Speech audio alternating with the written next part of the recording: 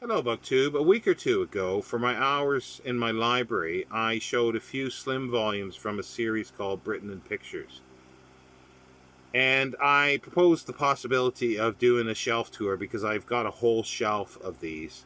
And that was enthusiastically received. And I got a lot of yeses for it and a few emails. So I'm starting a series for this. It's going to be a slow series because I'm going to do 5 books each one with a little more detail of each book.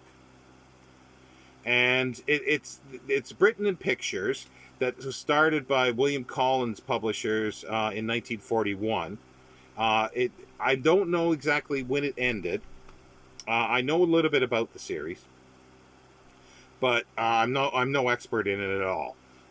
And there is a publication for the history and bibliography of the series. I don't have the book, but I'd love to get it. And they are quite collectible now. They were produced with wartime paper and the rationing and so forth, but because they were a propaganda type publication to sort of celebrate British culture and to lift morale during the war, Collins had no problem getting paper, and they were published in quite huge numbers for each volume in series, and they were priced at 3 shillings 6 pence. And but the quality of the printing of the paper, especially the dust jackets, isn't the best. I'll show you in a moment what I mean. Now, I started collecting these off and on when I was back in Canada about 30, 40 years ago. I had several. But I never saw as many as I did here. And hence, over the 15, 16 years that I've been here, I've been able to amass. I have never actually counted them, so I'm not sure. But a whole shelf full. And they're basically essays. And they are in my essay collection. And they range from about 50 pages to maybe 60. I don't think they go much more than 60, but this is with a lot of illustrations. And this is where I'll take a little more time to show a lot of the illustrations and talk about the contents. Like, I'll read from the flap is the easiest way. I have by no means read them all. I've read some, but I haven't read them all. The highlights for me in this are basically George Orwell publication that was done. And but yeah, let's get into it. There is lists online, and they're numbered like 1 to 132 with the date of publication for each one. But I'm not going to cross-reference these. I do know that the first one I'm doing, The Government of Britain, it was number 4, published in 1941. And as you can see, this is in pretty poor condition. A lot of them I've put in dust jacket protectors several years ago because, as you can see, the paper peels off on the spine and there's a piece missing at the top there. And they have the same design. I really love this plain design. It's very nice. It's plain but nice. It's attractive. And it has the same as the dust jacket. But as you can see, this is in pretty poor condition. But I think I paid probably 50p for it, so I'm not too concerned. And this was written by G.M. Young, who was a historian, popular sort of British historian at the time. And I'll just read from the flap here. There are many histories of the Constitution and many books to explain its practical working. In this essay, Mr. G.M. Young brings theory and practice together and shows how Parliament, as it is today, is the product of its own history. The book is in the main expository, but it's in certain places critical, and its object is to give the reader a clear picture, though in outline, of the constitutional background against which our political life is transacted. And as I say, they're just wonderful. Like, look at that. This is 1767. But that looks like an early, 1940s colored photograph. It's just, they are fabulous. Absolutely fabulous, these are. Sorry, I've probably said that too many times. King George V.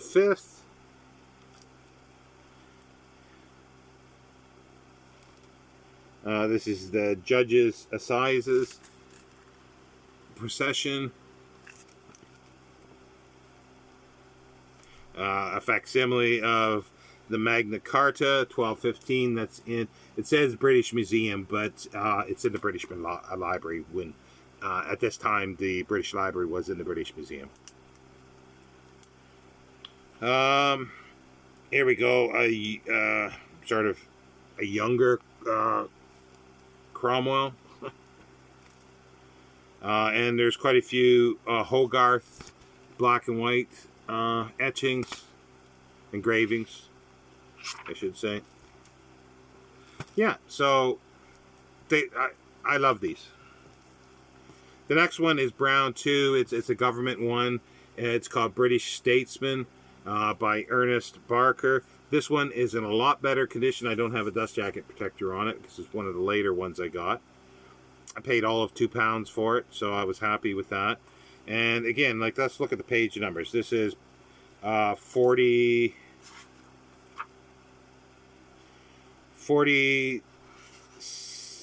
pages.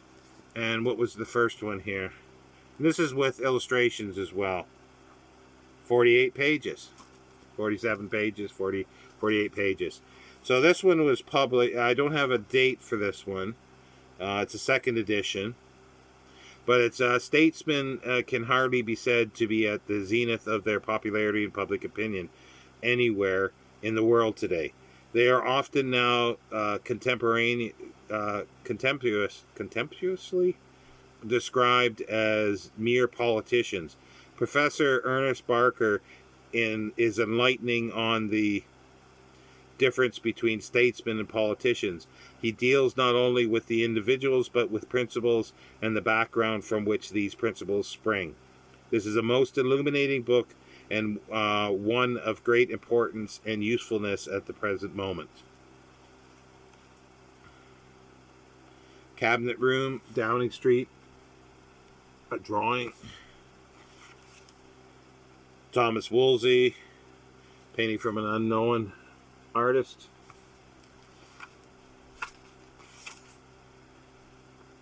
Henry VIII in black and white. That's a common one. A lot of these, apparently, the colored photographs at the time were, from what I understand, not commonly seen in publications. So we have Elizabeth I from an unknown. Oh no, it says oil painting by Zucchero. There's an older Cromwell by oil painting by Samuel Cooper. This one's kind of nice. It's an engraving after a photograph of Benjamin Disraeli. There is a really great, there it is. It's a Gladstone, a painting by Sidney Pryor Hall, reading the lesson in Howden Church. I always like this painting. And on the back, there's the list on these. On this one, the number 4, it didn't have the list yet. Number 3 here, the third book I'm using. British Soldiers by S.H.F. Johnston. Not familiar with the author. The British Army, as we know it today, goes back to Cromwell's New Model Army, which was formed in 1645 to fight against the Royalists. The soldiers of the army were the original British Redcoats, but British soldiers had been fighting both at home and abroad long before the 17th century. At Hastings, at Crecy, at Agincourt, and before and against the Romans and the Danes. It is the great individual figures which give their character to each succeeding military period. Sidney, Cromwell, Rupert, Marlborough, Wolfe, Moore, Wellington, Roberts. But their greatness is only properly measured against the greatness of their armies. Armies composed of ordinary men who have fought in almost every country in the world against all manner of odds. And this one was published in 1944. And I'm not sure if I showed the title page. They all have sort of this designed title page. William Collins. And this has some great illustrations in. There's Robert Devereux, Earl of Sussex. So even though these are, you can see that they're sewn even back then. It's a bit open there, but as I say, they have the same design all the time on the covers. And Marlborough at the Battle of Udendardy. I'm not sure that I'm pronouncing that right. I never heard anybody pronounce that name. I've only read it knowing what it was. Lots of black and white. The 1st Regiment of Guards.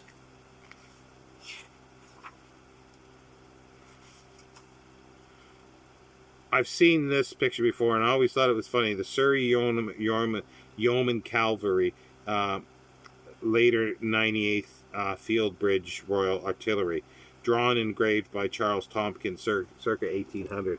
I always thought that was a funny looking picture. The horse looks a bit small, looks a bit dainty, and the soldier looks very big.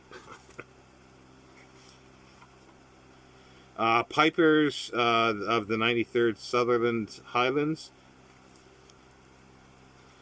Seems to be less colored photos in here. Oh, here's a good one. Yeah, the invasion of Italy. 1943.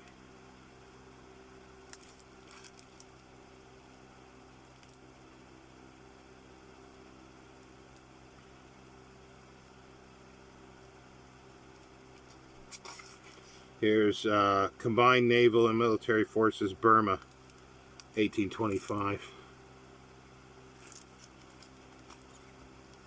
Then we got British Seamen by David Matthew. A big chunk out of there, and the spine is peeling, hence the dust jacket protectors will keep them as best as possible. And this is 1943, and it says here, Bishop Matthew, one of whose ancestors is the famous admiral, himself served as the midshipman in the Tiger during the last war. He therefore writes of British seamen from first-hand knowledge, and since he is also an eminent historian, he gives in this book a brilliant account of his subject from early days down to the present time.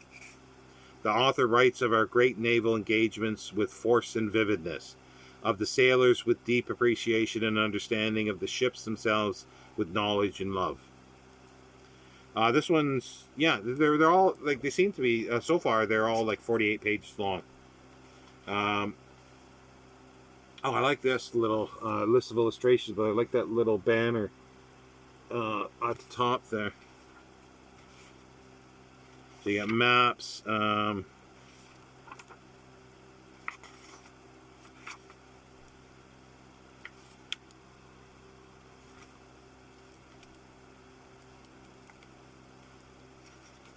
Here's a great one. The Glorious 1st of June, Lord Howe's Victory, 1794.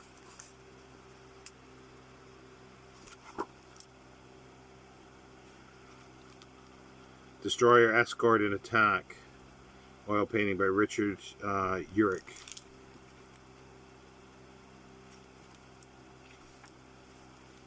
HMS Victory during the Royal Salute in Portsmouth Harbour on the Queen's birthday, 1830. Oil painting by C.J.M. Wichlow. And we've got one more. This is British Marine Life. So we're jumping all around here, but they're, as I say, they're interesting essays. And again, 48 pages. So I think that seems to be a common thing. This is 1944 as well. And it says Professor C.M. Young. Again, that's just wonderful covers.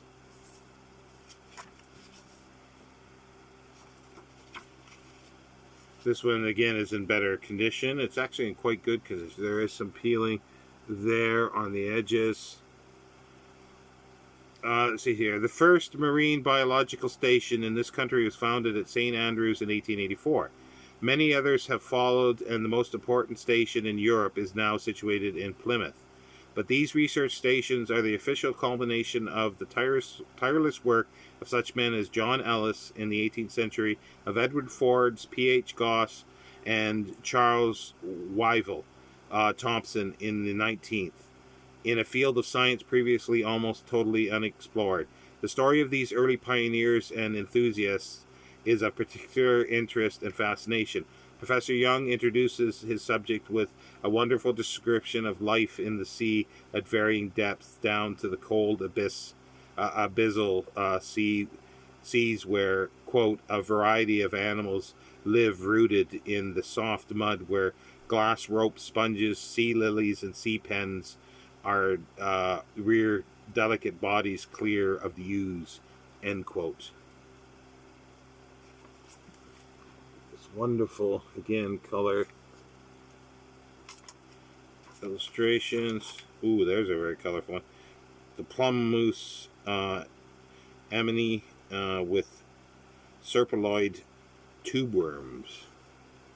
Don't say that too many times quickly. You get tongue-tied. The Aesop prawn. Interesting.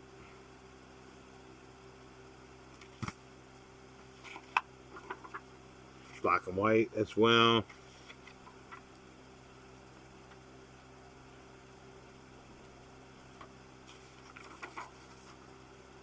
The Pogie.